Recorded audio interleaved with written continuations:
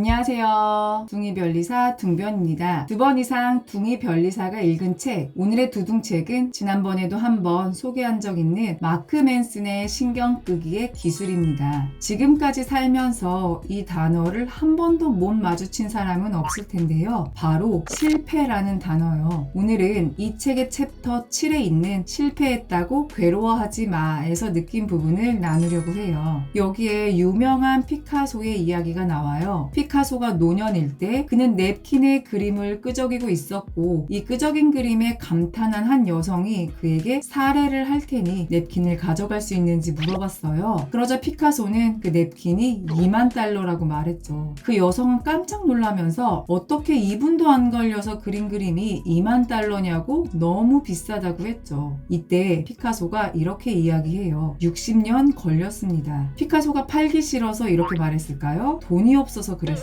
피카소는 젊을 때 수많은 실패의 실패를 거듭했고, 그런 수많은 실패들을 발판으로 유명해진 것 다들 아시죠? 그 실패들의 경험값이 합쳐졌기에 2분 만에 끄적인 그림에 당당하게 2만 달러를 요구할 수 있었던 거죠. 실패 없이 성공한 사람이 과연 있을까요? 실패, 성장, 성공. 이건 마치 자기계발 순환에서 언급한 것과 아주 비슷한데요. 저자는 어떤 사람이 뭔가를 당신보다 잘한다면 그건 그 사람이 당신보다 그 일에서 더 많은 실패를 맛봤기 때문일 가능성이 크다고 말해요. 누구도 처음부터 잘하거나 성공하진 않는다는 거죠. 하지만 어떤 일을 시작하고 첫 번째 실패를 마주할 때 솔직히 마음이 많이 쓰리죠. 저도 첫 변리사 시험에 떨어지면서 정말 많이 낙담했었거든요. 1년 만에 되는 사람이 없어. 당연히 몇 년은 해봐야 하는 시험이잖아. 적어도 2, 3년은 해봐야 겨우 붙는 시험이야. 이렇게 스스로를 다독여보려 했지만 이번에도 열심히 한 것 같은데 점수가 이런데 해도 될까? 양을 보니 1년 가지고는 부족할 것 같은데 계속해서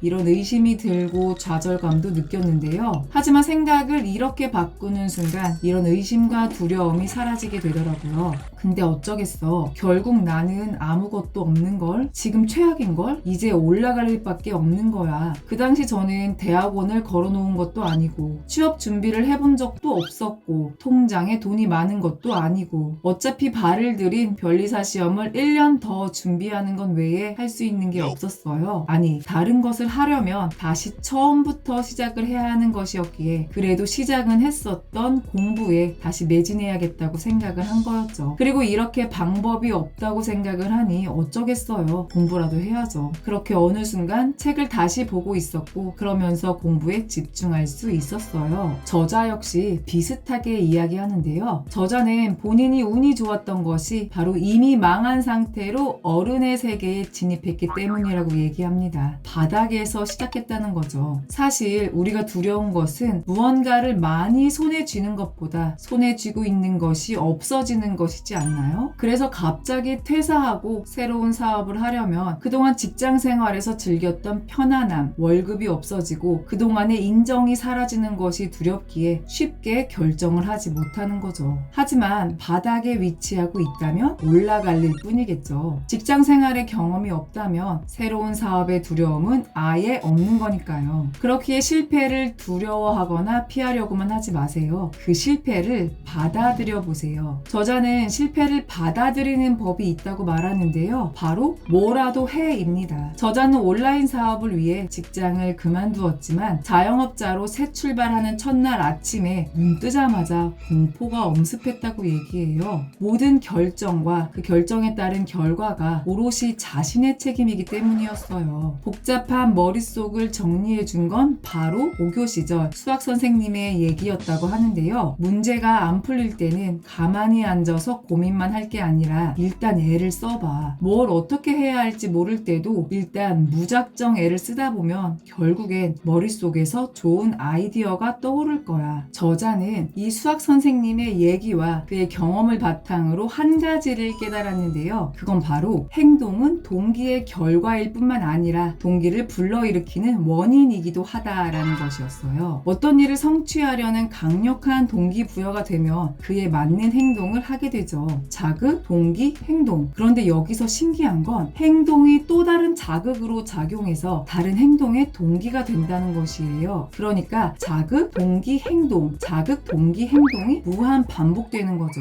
이걸 뭐라도 해 원리라고 저자는 말하는데요. 동기가 없다고 주저하는 게 아니라 그럴 때는 행동을 먼저 하라는 겁니다. 행동을 하다 보면 자극이 생기고 그 자극을 통해 하고 싶은 동기가 생기니까요. 미국의 유명한 기업가이자 투자자 그리고 작가이자 팟캐스터인 팀 페리스가 70편이 넘는 소설을 쓴 소설가의 이야기를 들려줬는데요. 어떻게 꾸준히 작품을 쓰면서 영감과 동기를 잃지 않을 수 있냐는 질문을 받았을 때 소설가는 이런 말을 했어요. 전 하루에 쓰레기 같은 단어 200개를 쓰죠. 그게 전부입니다. 이게 바로 행동이 동기를 만들 수 있다는 좋은 예시겠네요. 이렇게 뭐라도 해라는 원리를 장착하면 당연히 실패도 하찮게 느껴지겠죠. 모든 결과가 성공 과정의 일부니까요. 실패해도 그것이 동기로 바뀔 수 있잖아요. 과정의 일부니까 실패해도 앞으로 나아갈 수 있잖아요. 여러분, 오늘부터 이미 성공한 사람들을 보면 이렇게 생각해 보는 게 어떨까요? 타이밍이 좋았네, 운이 좋았네가 아니라 많이 실패했구나, 실패를 거듭했구나 라고 말이에요. 마지막으로 농구 황제 마이클 조던의 실패에 관한 인터뷰로 오늘 영상을 마칠게요. 나는 경기 중에 9,000번 이상의 슛을 실패했고 300번 이상 패배했다. 중요한 경기에서 동료가 나를 믿고 패스해준 공도 26번이나 놓쳤다. 나는 내 삶에서 실패를 계속 경험했다. 그랬기에 오늘 내가 성공한 것이다. 마이클 조던의 성공 이유는 바로 실패의 실패를 거듭한 것입니다. 뭐라도 해 원리를 잊지 말고 오늘도 실패할지라도 행동하는 여러분 되시기를 응원합니다. 지금까지 둥이별리사 둥변이었습니다. 오늘도 원하는 것에만 집중하는 하루, 행복한 하루 보내세요. 감사합니다.